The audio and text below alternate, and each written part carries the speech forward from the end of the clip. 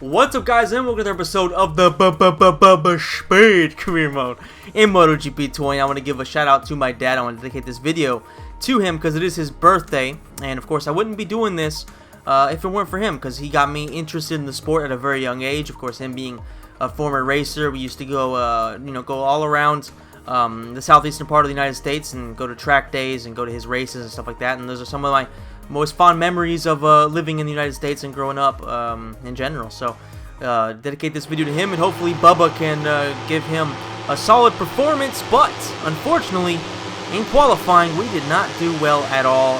Finished like 18th or something like that. Let's take it away. 19th. It's actually in the in the 7th row. So qualified 19th, which is horrible. Had just an impossible time even doing anything really in Brno. And like I was telling you guys earlier on in the series, and if you haven't watched some of my previous videos, I do actually recommend you go watch them. I think they've been pretty good. I've been telling you guys, like, it's a good thing we've done very well at the beginning of the season, in the first half of the season, because now that we're at Brno and there's going to be Austria and tracks like that, it's going to be a hell of a lot more difficult, and it's going to be a struggle to get points. Bubba crashing out Ogura in the first turn, which that's not something that I aim for. I don't want to crash people out. I don't want to wreak havoc. I just want to win as many races as possible, and hopefully do so in clean fashion. But that was an unfortunate race incident, I would say. I don't think that was necessarily my fault or Bubba's fault, so to speak. That was definitely uncalled for, bumping into people. But you know, it is what it is. Racing, and especially in the first couple laps of a race, it can get pretty hectic, especially in Moto3, where there's so many people right bunched up right there. And it becomes kind of difficult. You know, it is definitely hard, especially because now I'm using zero traction control. So I feel like it's making me a lot faster, but it's also making things, of course, as you could expect with zero traction control, a lot more difficult, because you have to be a lot more in control of what you do. You can get a lot better drives coming out of corners, but you also get a lot you have a lot less composure if you do things incorrectly. You use up your tires a lot more, and I'm just really enjoying in general having it so low, because I just feel like it's a bit more realistic, and it's honestly it's a lot more fun too. So I'm really happy that that some of the guys in the MotoGP group on Facebook recommended it. It's been something that's really given me a lot of it's given me a lot of satisfaction, and I expect that once we move up to the bigger classes, it's going to be a lot more difficult, and traction control might be a bit more necessary. But in Moto3, definitely don't need it. Like right there, crashing out John McPhee. That's another one where I don't really feel like it was necessarily Bubba's fault. I think he kind of pulled into him, pause, and I don't know. It was another racing incident where it can really be both their faults, but nobody necessarily deserves to get punished. And thankfully, there was no penalty there. I don't know if actually in the recent games they've had penalty systems for contact. I know in the old games, some of them at least had penalties for just touching somebody. So yeah, I don't think that's a thing anymore, unless there's like some weird thing where, like, if the game judges you being guilty. But I've been guilty of a lot of stuff over the past couple of seasons, and it's never really given me a penalty. So I don't think that's the case at all. All right, so we're in 5th position, 4 laps left, counting this one, of course. Still got a lot to do. Still could potentially win the race. I mean, Masia is right there. I don't know exactly who's in second, but there is still a chance we can get up there and battle for first. More than likely, we're going to be battling, for a third or something like that, but there's still a chance. I feel like... Oh, and another one gets crashed out. Celestino Vietti gets sent packing. That's another one. I don't necessarily think it was my fault, but we're going to see at the end. I have a replay sequence that was recommended, of course, by my dad, actually. So, double shout out to him for this video.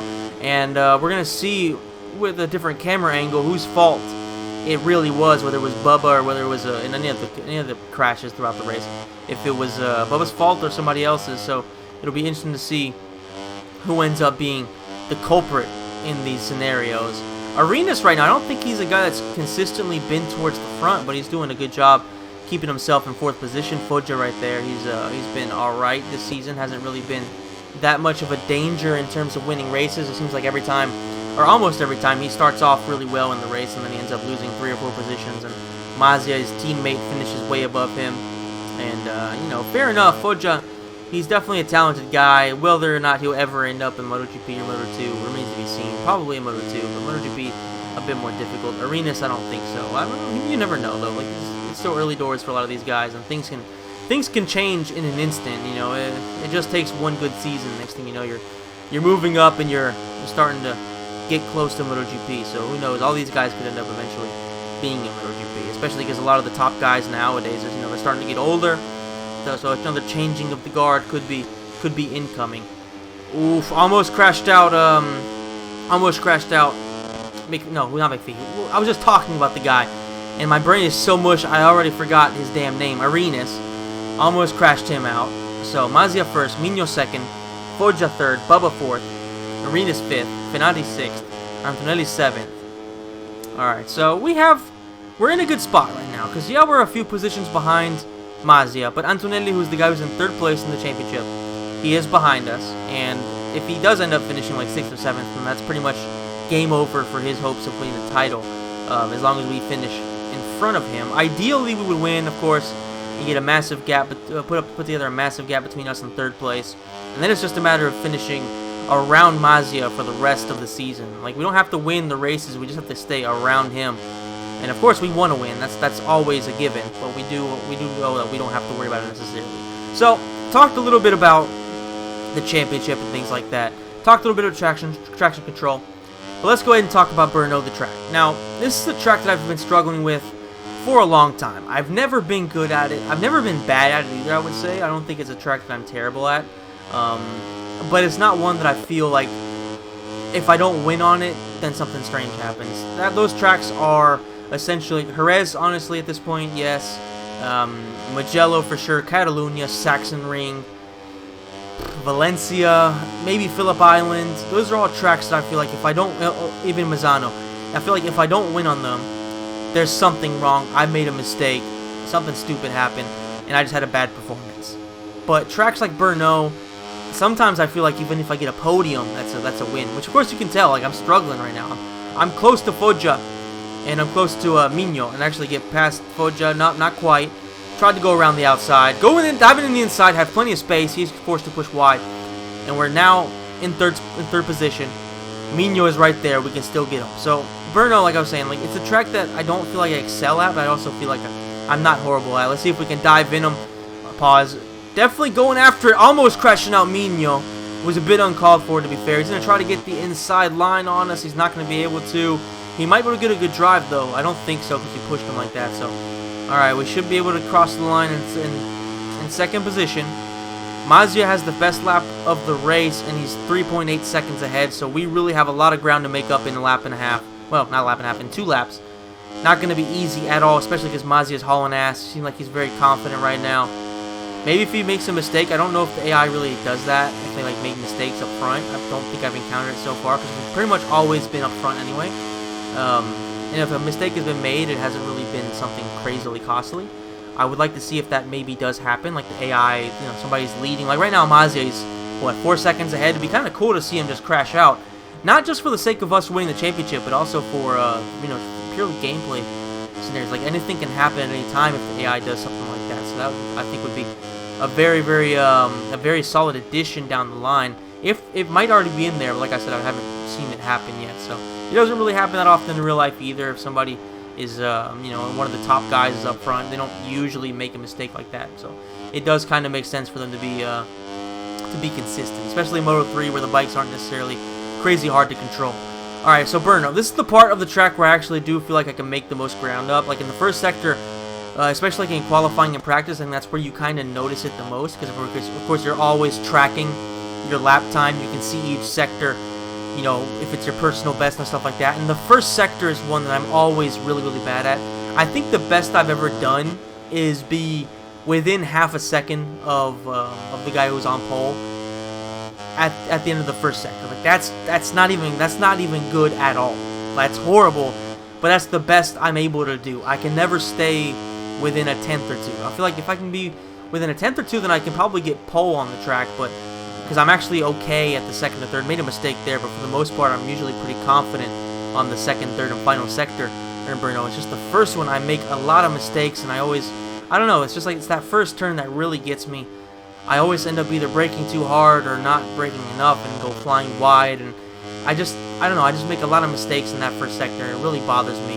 So let's go ahead and take, as we go into the final lap, we have a bit of a gap between us and Mino is in third. Masia is way up there, so he's, you know, almost 5 seconds at this point ahead of us. So it's going to take a miracle for us to catch him. And there you go. Like I said, man, like I either cut it too early or, you know, I hit the brakes or something like that. There I made a mistake. I did both. I cut it too soon, and then I hit the brakes, and it cost me big time. I don't think it's really going to cost us too much in terms of time because, like I said, we have a decent gap between us and third, so we don't have to be too worried about it. But you know, that's something you don't want. That's not something you want to see. You want to see consistency, and actually, you know, like for my previous video, I asked in the Facebook group, you know, that's something that I got from a couple people. Like consistency is my biggest issue because I don't do the same thing each lap, and it does end up costing me a lot of times. Like I need to figure out the breaking points, and I need to figure out the correct way to do things right now, because once I get to the MotoGP bikes and even Moto2 a little bit, it's going to be a lot more difficult, and I need that consistency to make sure I don't make big mistakes and crash out and stuff like that. So that's something I'm trying to work on. It's going to be a little bit difficult. It's going to take some time, but something that I do believe I can achieve. And 0.06 fuel, so we still have plenty. I don't think that's going to be an issue this race, which is something that generally is a problem for us. We usually end up with like 0.01, so not something that we want to deal with. But right now I feel like it's going pretty well on mediums, so we've used up the rear tire a bit. The front tire is still pretty fine. I mean, they're both at around halfway, so not too bad. And good news is we don't have any penalties at all, so we're confident. As long as we finish the line in front of Mino, then we got second. And even if we lose 5 points to Masia, it's not the end of the world. We'll still have a big gap, and we'll have plenty of space between us and him to feel confident. I mean, he's got a 5-second lead at this point. Hell of a performance by him, I'm not gonna lie. Like, this is one of those where it's like, you know, this is gonna be a problem, because if he can keep this up throughout the rest of the season, much like who was it last year? I can't remember who it was last season. Like in the MotoGP 19 series, I did. He was just excellent in the second half of the season and ended up winning the title. Oh, it was Canet. That's who it was. It was Canet. Had a really, really good season, second half of the season, and ended up winning it. So hopefully that won't be the case for Masia. I mean, his best lap was 4/10, or almost 4/10 at least, faster than ours. More like 3.5. So not too much, but definitely the consistency was the big difference maker there. Like, we had a really, really hard first couple of laps, and he was just consistently bombing and doing really, really good times. Leopard Racing, of course, is top with Foggia and Masia, so they're not going to really be easy for us to beat, especially because, like I said, I'm the only person on the team that actually gets points. So it makes things difficult in terms of actually competing for the Constructors' title, but I don't really care about that at all. The important thing is winning the championship for Bubba, and then moving up to Moto2, and hopefully going straight up to MotoGP by winning the title there. I feel like if we can secure ourselves a high position, of course we're expecting to win the title, then we could probably get one of the better bikes in Moto2 and definitely be a shoe-in for the title there as well. The bike's going to be more difficult to control, so a bit more power, so it might take a few races to get used to it, but once we are used to it, then I'm feeling confident. And I hope you guys enjoyed this video. I'm going to show you guys a little bit different as opposed to having the main menu there. I'm going to have a highlight reel. As you can see, a lot of it's going to be crashing, so we did crash out a few people, and I think that's kind of just hilarious. See, like, look at this. Look at that. Look at them go flying across. It's so fucking funny. I love it. Hopefully you guys enjoyed the video. If you did, please hit the like button, subscribe to the channel, hit the notification bell, and let me know if there's anything you think I can improve on for the series. Not just from a gameplay point of view, but for the series itself.